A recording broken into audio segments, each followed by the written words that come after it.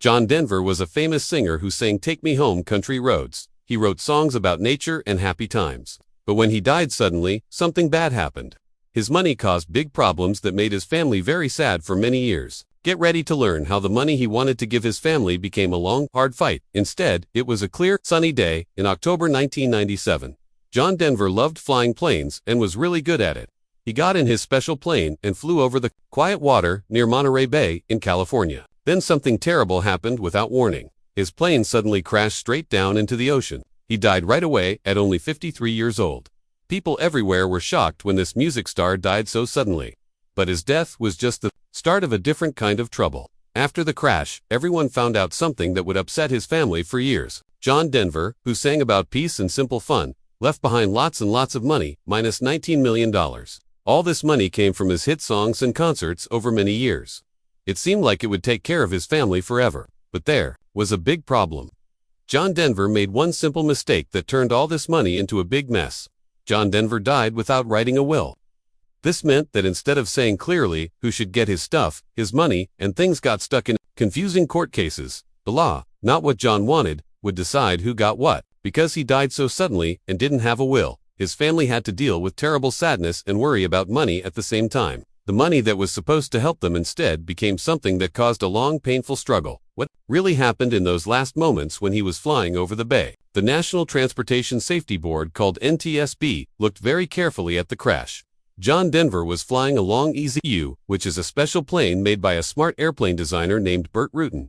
Burt Rutan also created the Voyager, the first plane to fly all around the world without stopping for gas. But this Long Easy plane had been changed by the person who built it, and these changes made it dangerous. The plane had something called a fuel selection valve, which lets the pilot pick which gas tank to use. In Burt Rutan's original plan, this valve was right on the front where it was easy to reach. But in John Denver's plane, the builder moved it to a spot behind the pilot's left shoulder, making it really hard to reach. To make things even worse, the valve was stiff and hard to turn. John Denver and a repair guy had even tried to make the handle longer with pliers so it would be easier to reach. On the day of the crash, John Denver had flown the plane the day before and got a short 30-minute lesson about how everything worked, including the gas system. The plane had about 19 gallons of gas when it took off from Santa Maria, and the gas switch was set to the right tank, which had about 12.5 gallons. The NTSB found out that the engine stopped because it ran out of gas. When the engine started making bad sounds, John Denver probably tried to switch to the other gas tank. To reach the hard-to-get-to valve, he had to brace himself by pushing his right foot all the way down on the rudder pedal. Doing this, plus not paying attention to flying the plane, made the plane turn sharply to the right and crash into the ocean from only a few hundred feet up. The NTSB said the main reasons for the crash were John Denver not paying attention to flying and accidentally pushing the right rudder while trying to move the gas handle. Other problems included the builder putting the gas switch in a bad place, the gas gauges being hard to read with no labels, John Denver not getting enough training for this type of plane, and not having much experience with it. The builder tried to make the plane safer by moving the gas lines out of the cockpit, but this created new dangerous problems instead. The sadness of John Denver dying so suddenly was just the beginning. What happened next was a court fight that went on for years, turning his fortune into something that caused stress and worry for the people he left behind. When someone dies without a will, their stuff has to go through something called probate. This is a long drawn-out court case where a judge decides how everything should be split up. For John Denver's $19 million. This took an amazing 6 years to finish in court. Think about how hard that was for a sad family who had to live with not knowing what would happen and paying lots of lawyer money for 5 whole years, all while trying to deal with losing someone they loved so much. As if the long court process wasn't bad enough, a big fight started with the Internal Revenue Service called the IRS. The IRS said his stuff was worth $2.5 million more than what was first reported, which meant the family supposedly owed about $1.5 million in extra taxes. The government also thought his record company and management company were worth twice as much as the family had guessed. After years of arguing back and forth, the truth came out. The IRS had actually guessed too high about how much the stuff was worth. In a surprising twist, the family eventually got back $600,000 in taxes some years later. While this was good news, it cost them a lot. The family had gone through enormous tax and money troubles and spent 6 years in court, with no will to help them. One big question was hanging over everyone: who would get the millions? The law stepped in, but not without its own problems and heartaches that would affect the family. Because John Denver died in California and wasn't married when he died, California law said that his children would get all his stuff. John Denver had 3 children, Zachary and Anna Kate, who were adopted when he was married to his first wife, Annie Martell, and Jessie Bell, his real daughter with his second wife, Cassandra Delaney. His first ex-wife, Annie Martell, was given the hard and emotionally difficult job of taking care of his money and stuff. Annie, who had once inspired his famous song Annie, now had to face the scary task of sorting through his financial stuff. She split everything equally among the 3 children. For his youngest, 8-year-old Jessie Bell, her share was wisely put into a special trust to protect it. This was a really important step to make sure she would be okay in the future. Without a will, decisions about who takes care of underage children can be left to the court. Interestingly, John had shown some smart thinking during his life. He had actually set up separate trusts worth $7 million each for his mother, his father, his first ex-wife Annie, and for each of his 3 children when they were born. This showed he clearly wanted to take care of certain people he loved. However, there was someone obviously missing. This was a clear reminder of past pain. He did not set up a trust for his second ex-wife, Cassandra. He deliberately left her out because of their very bitter and public divorce, which had caused huge emotional pain for both of them. But how did John Denver build such a huge fortune that would later cause so much trouble? His journey started far from fame in a childhood full of moving around and a deep love for nature. His story began as Henry John Deutschendorf Jr., born on December 31, 1943, in Roswell, New Mexico. His father, Henry John Deutschendorf Sr., was a U.S. Air Force colonel and pilot, which meant the family moved a lot. Young John lived in many places, including Arizona, Alabama, Oklahoma, Texas, and even Japan. When he was just 8 years old, one of his grandmothers gave him an old Gibson guitar. Starting a lifelong love for music, some of his happiest childhood memories were spent on his other grandmother's farm in Corinth, Oklahoma, where he would listen to country music, play with animals, and sleep under the stars. He started his music career while studying to be an architect at Texas Tech University, earning money by playing solo shows, singing with a trio, and playing guitar in a band. But his heart was set on music, so he left school and moved to Los Angeles in 1964. It was around this time that he chose his stage name Denver because his heart wanted to live in the mountains. In Los Angeles, he played acoustic guitar and sang folk songs at a club called Ledbetter. He also joined a group called the Back Porch Majority. His first big break came in New York City when he replaced Chad Mitchell as the lead singer of the popular folk group, the Chad Mitchell Trio, in 1965.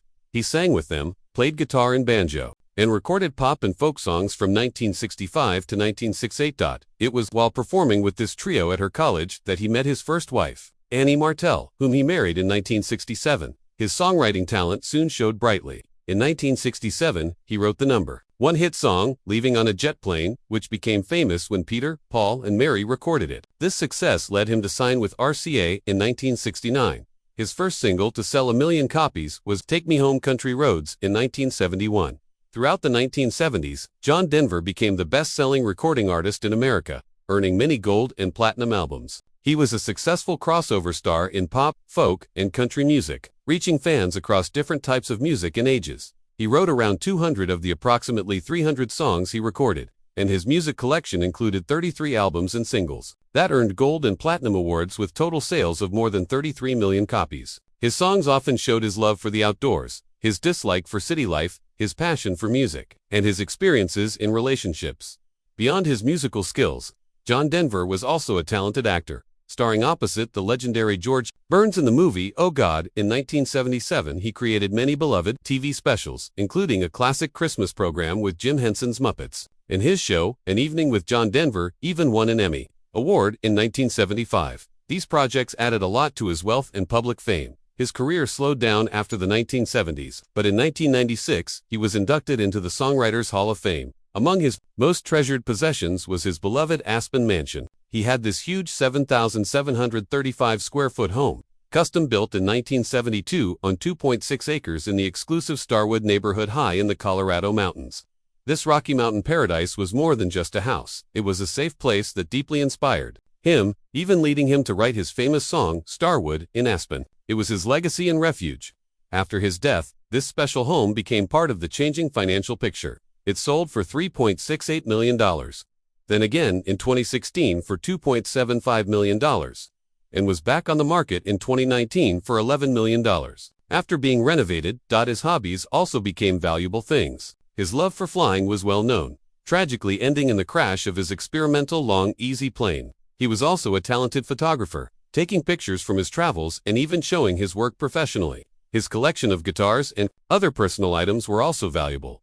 After his death, items like his stage-used 1994 Taylor 12-string and 6-string acoustic guitars, handwritten song lyrics, guitar straps, and even money clips from golf tournaments were later sold. He also had important awards such as an Australian Gold Disc Award. All these things, while adding to his fortune, would become part of the complex puzzle his family had to figure out.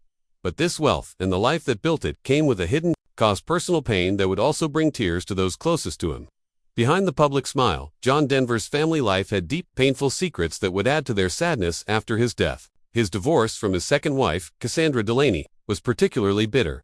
Even before his death, Cassandra spoke out, telling about a troubled marriage filled with bullying, threats, jealousy, and heavy drinking. She painted a picture of a man who could be a control freak and claimed he tried to destroy us as a family. The fight for custody of their daughter, Jessie Bell, was dramatic and expensive, with court costs alone reaching $3.3 million. Cassandra even had to borrow money from a friend just to pay her legal bills because all credit cards were in John's name. She described how he threatened to take Jessie away from me and watch me walk away and crumble to the ground with nothing. She also claimed he cut her child support because she was happy and her career was improving, forcing her back to court again and again. These statements made before his death show that the emotional and financial pain within the family was already very real and intense. Cassandra felt she had to speak out because when someone, such as John, is being constantly abusive and threatening, you just have to say enough is enough. She had been in shock and denial for a long time, trying to make the marriage work and not wanting anyone to know she felt she had made a mistake. She thought she could change my man through love and compassion. It took her a long time to admit that this was abuse and it wasn't right and that I actually deserved to be loved unconditionally. The breaking point in their marriage came after Jessie was born when John became jealous and nothing I did was right. John demanded a divorce without talking about it first, telling her, "I want a divorce and I don't want you in my house." She felt his ego took over and he didn't have the compassion to say, "We need to find a way to make this work." He even applied for a restraining order, claiming she was a physical threat. She described him as a very, very bitter man and an angry man. She found it terrifying to have some vindictive bully make that threat and actually get close to achieving it because of their money and power. She concluded, "He has been an incredible bully. His behavior has been unforgivable. He's tried everything he can do to destroy us as a family. I've had enough now. I'm not going to sit back and take it anymore." The trouble wasn't limited to his second marriage. A shocking incident from his first marriage came to light. During a property settlement with Annie, John became so mad he nearly choked Martell and then used a chainsaw to cut their marital bed in half. It is a powerful contrast to remember that Annie's song, one of his most beloved and tender songs, was written for Annie Martell after an emotional separation, capturing a moment of making up and deep love. He wrote it on a ski lift high in the Colorado Rockies, mixing his romantic love with the beauty of nature after they had just patched things up. So, what could have changed this sad story? The answer is simple, yet tragically overlooked.